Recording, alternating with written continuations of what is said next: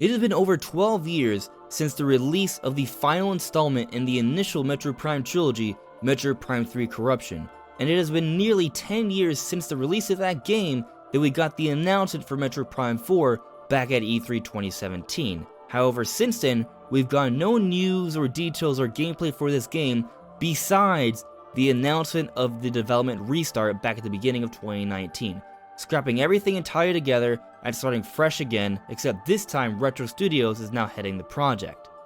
Metroid Prime fans are rabid for more information about this game, and now we're going into the year 2020. Is there any hope of seeing more about this game anytime soon? Well, I'm AndresRestart, and that's exactly what we're here to talk about today. Just how far off is Metroid Prime 4?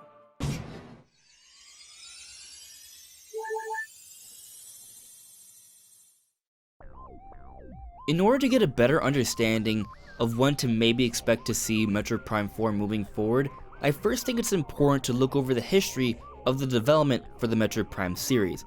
Retro Studios is entirely responsible for the development of this series. They were founded in the year 1998, and they didn't actually establish their offices in Austin, Texas until the year 1999.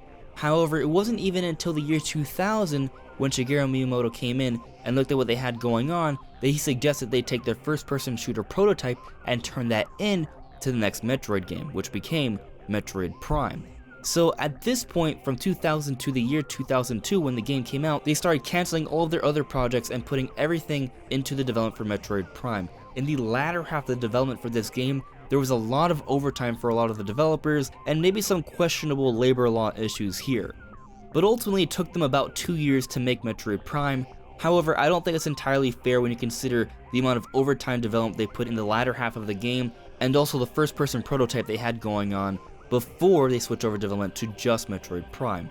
But also at the same time, they were working on several other projects in that first year and a half. So I would say that the development for Metroid Prime is somewhere between 2 and 3 years. But after Metroid Prime 2 Echoes just took 2 more years. Metroid Prime came out holiday 2002, Metroid Prime 2 Echoes came out holiday 2004. But after this, Metroid Prime 3 Corruption took a little bit longer. Retro Studios struggled a little bit to get the game running with all the appropriate controls on the Nintendo Wii, so Metroid Prime 3 Corruption came out in 2007, but it wasn't a full 3 years after Metroid Prime 2 Echoes. As opposed to coming out in November 2007, a full 3 years after Metroid Prime 2, it came out August 2007, so 3 months shy of that date, so it was a little bit under 3 years to develop Metroid Prime 3 Corruption. So while that's pretty much how the development for the initial Metroid Prime trilogy went, there's a few other things we should be taking into consideration. One of those things is what Retro Studios has been doing since then. They've come out with a few other games. They worked on Mario Kart 7 on the 3DS, they made the Donkey Kong Country series, but in the last 5 years, they haven't released anything. The last thing they released was back in 2014. I'm literally recording this on the first day of the year 2020, and we still don't know what Retro Studios has been doing in this last half decade besides starting the development for Metroid Prime 4. Retro Studios is not the same developer they were in the first decade of the 21st century, and on top of that, even if they were the same people, this is entirely different circumstances. The development standards for games now are very different from what they used to be. Games nowadays are far more sophisticated and wider in scope, and in general, when it comes to ground up AAA games, it usually takes somewhere between 3 and 5 years. So if Retro Studios was legitimately restarting development at the beginning of 2019 and starting from scratch, it's definitely a reasonable expectation to think the game is quite a ways off. However, there are some other things we should be taking into consideration, I think. One of those things is what exactly was going on with the development for Metroid Prime 4 before they had to restart development. Now, we don't have too much official information besides that they were having some troubles and the game wasn't measuring up to the quality standard that Nintendo expected for Metroid Prime 4, but we do know what Imran Khan, a senior former editor from Game Informer, had to say on the issue. Hearing that the big problem with Metroid Prime 4 development was Nintendo's experimental ad hoc development process. It was being made in parts in different countries.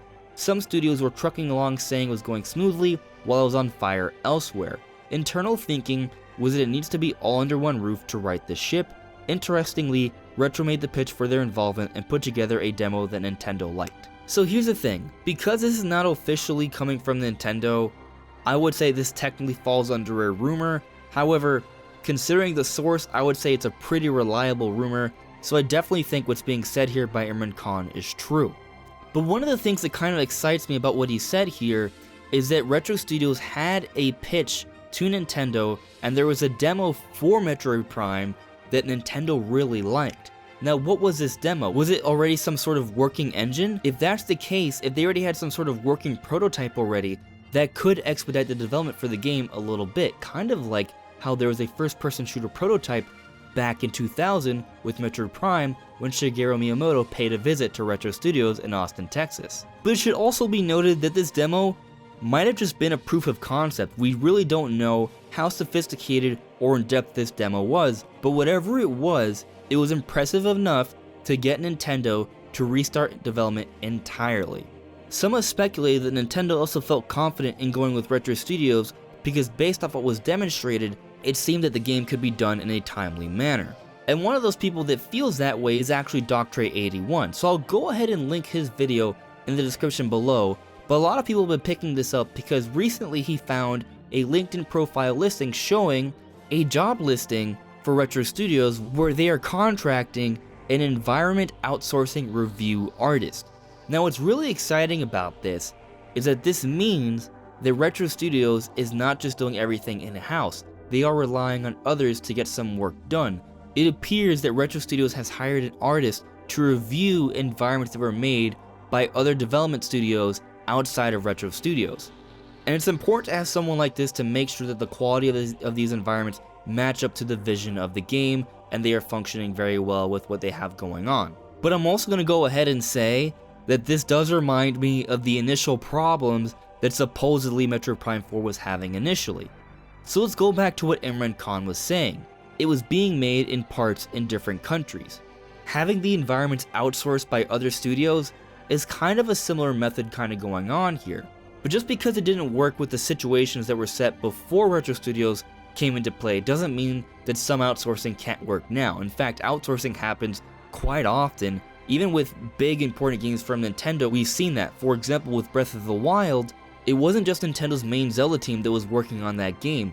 Monolith Soft also had something to do with that game's development as well, and Breath of the Wild is an incredible game, and in terms of overall quality, it's pretty much as good as it gets. So what's the bottom line here? What does this all suggest about the development for Metroid Prime 4 and when we could finally see this game? Truth be told, we don't really know. Anything can happen with development, it's a fluid process. Maybe the game is slated to come out or at least to be revealed this year, but even if that's actually the case, something could happen in the process of development and they'll have to hold things off a little bit longer. But that said, I'm going to make a prediction. Of course I could be wrong, but this is what I think is going to happen. I think that Metroid Prime 4 will be revealed in terms of us seeing some gameplay, some sort of form of a teaser trailer at E3 2020, and the game will come out holiday 2021. I think it's going to be a similar situation to what we're going to be seeing with Breath of the Wild 2. Breath of the Wild 2 is revealed at E3 2019, and now there's a lot of signs pointing towards a holiday 2020 release for the sequel to The Legend of Zelda Breath of the Wild. That's not confirmed yet, but that is what a lot of us believe. So if that's the case, maybe the same could happen with Metroid Prime 4, and maybe in the year 2020 we could finally get to see some gameplay. I think it makes sense for a few different reasons. Firstly, while Nintendo did announce the restart for development in January 2019, that doesn't mean they literally restarted development in 2019. It was likely a little bit before that point. How much before that point? Hard to say. Could have been in December, could have been in November, maybe even October. I am guessing that it was at least a month or two before they actually announced it publicly that they actually restarted development for Metroid Prime 4 with Retro Studios. And when Nintendo says they're restarting development, you could argue that implies that they are starting entirely from scratch and they're not taking anything over from the previous project, but in my opinion it seems more likely that at least some concepts would be borrowed and brought into this game. Maybe not any of the assets, but even that I would say is somewhat possible. But at the same time, what we do know for a fact, Kensuke Tanabe, the Prime director for the entire Prime series, was working on the Metroid Prime 4 project before development was restarted, and he's also heading this project along with Retro Studios. So he already has a core concept and idea of what he wants to do with the game, and I do think already knowing that definitely expedites the process a little bit when it comes to making the game from beginning to end. And on top of that, there was that demo the Retro Studios had. It may have actually been a working prototype, and if that's the case, that definitely would expedite the process for development a little bit more. If there's already an established engine, then that can take off a year or two from the development of a game. We don't know if they're using Unreal Engine 4 or some sort of new engine that Retro Studios made in-house, but that demo that was talked about by Imran Khan at least tells me that they had something exciting to show to Nintendo, and that does make me optimistic. On top of that, considering the history of Retro Studios when it comes to making Metroid Prime games, maybe they could get this game done quicker than other studios. Maybe they could get it done in about 3 years, considering everything else that's been established.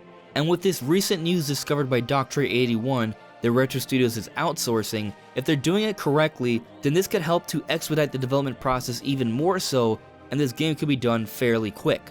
And thinking from an optimistic perspective, it is possible that Nintendo did decide to go with Retro Studios in part because they felt, based off what was demonstrated by Retro Studios behind closed doors, that they could get it done in a timely manner. So if all of these things are the case, then maybe we could see Metroid Prime 4 in some sort of teaser-like trailer in the year 2020, and maybe it could come out holiday 2021.